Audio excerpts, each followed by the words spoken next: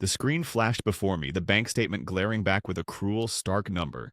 $10,000, wiped out in one stroke. My father's name linked to the transaction, a connection I hadn't felt in years. A man who had been nothing more than a distant memory. He called it fair, as though a lifetime of neglect could somehow be erased by a sum. I was 26, barely scraping by in a cramped apartment. Every cent I had was earned through long hours and missed meals. The betrayal wasn't just in the money, it was in the arrogance of believing he had any claim to it. My hands trembled as I reached for my phone, dialing the number he had left in a strange voicemail weeks ago. He'd promised to make things right. The phone rang in my ear, each second stretching into eternity. I braced myself for the voice I had not heard in ages, a voice that seemed more like a fading echo than anything familiar.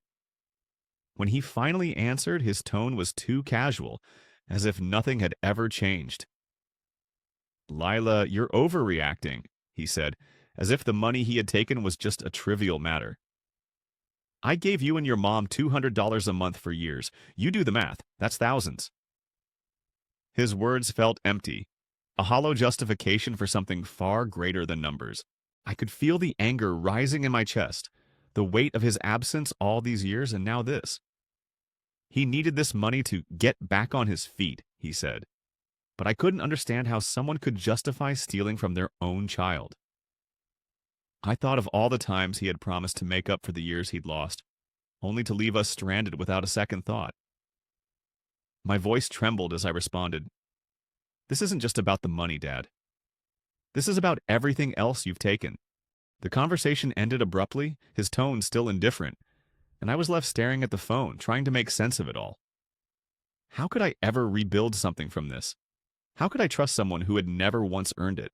I stood motionless in my living room, the faint hum of the refrigerator a constant, nagging presence. Thoughts of rent, bills, and responsibilities overwhelmed me, but it was his words that kept coming back. Child support. Those few $100s never even scratched the surface of what we needed to survive. Mom worked double shifts just to keep us going, and I could still remember the nights she wept over unpaid bills. I wore the same shoes for months because there was no extra for new ones. His check, though generous in his eyes, barely made a dent in what we were missing.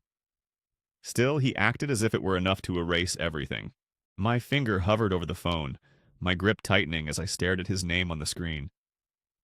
I shouldn't answer, but I did. "You think sending me $200 makes you a father?" I said, my voice colder than I intended. "You were never there. Not once. You left when I was just a kid. No birthdays, no holidays, no nothing. And now you think you can buy me off with a check?" There was nothing but quiet on the other end.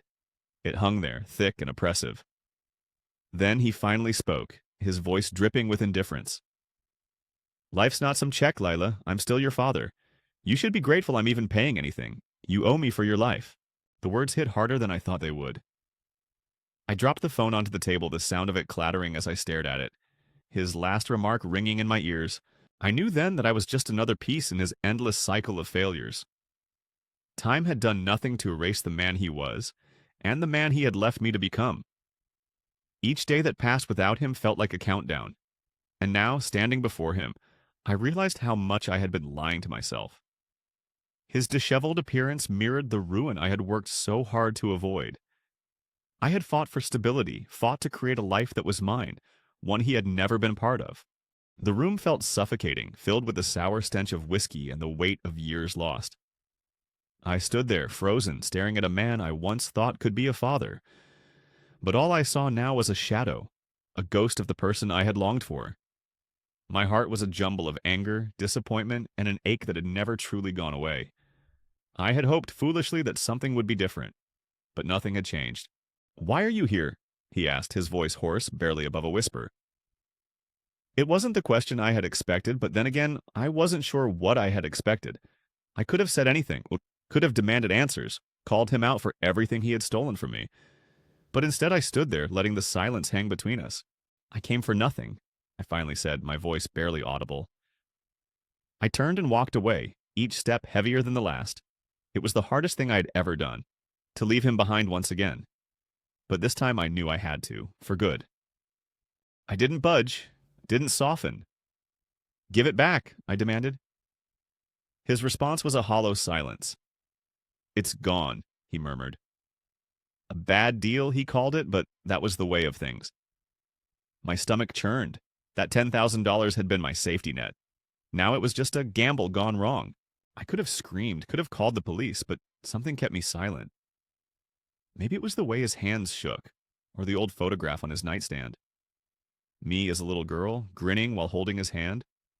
He'd kept it all these years, a forgotten piece of a life he'd left behind. "Why?" My voice cracked as I asked. He looked away, his posture collapsing. "I thought I could fix things," he muttered. "Be someone you'd look up to." I left without the money, without any answers, but with something heavier than before. Clarity.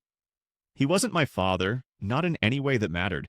He was just a man who had given me life, then taken far more than he ever gave in return. On the drive home, tears blurred the road, and I made a decision. I'd rebuild, penny by penny, shift by shift. It wasn't about proving him wrong, it was for me. The woman who had endured his absence had earned a future untouched by him. Months passed, and I found myself standing in a modest new apartment.